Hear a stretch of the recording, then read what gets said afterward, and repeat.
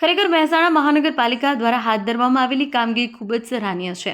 શહેરમાં રખડતા કૂતરાઓના વધતા ત્રાસ અને લોકોની સલામતીને ધ્યાનમાં રાખી એક મહત્વનું પગલું છે।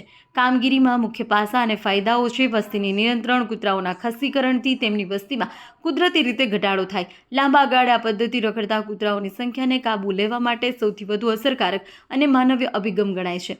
હડકવા સામે રક્ષણ, કૂતરાઓને પકડી રસી આપવાથી હડકવાનો ખતરો ઘટી જાય છે। આનાથી માત્ર પ્રાણીઓ જ નહીં પણ રસ્તે ચાલતા નાગરિકો અને ખાસ કરી બાળકોની સુરક્ષામાં વધારો થાય છે।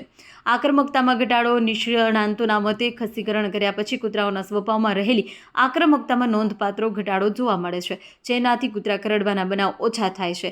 સાથે જ રસ્તા પર રખડતા કૂતરાઓ વ્યવસ્થિત રીતે સંચાલિત હોય તો શહેરની વ્યવસ્થા અને સ્વચ્છતા જાળવવામાં પણ મદદ મળે છે। નગરપાલિકાની કામગીરીમાં નાગરિકોને સહકાર અને એટલો જ જરૂરી છે। જો તમારા વિસ્તારમાં રખડતા કૂતરાઓનો વધુ ત્રાસ હોય તો તમે નગરપાલિકામાં હેલ્પલાઇન નંબર પર જાણી શકો છો।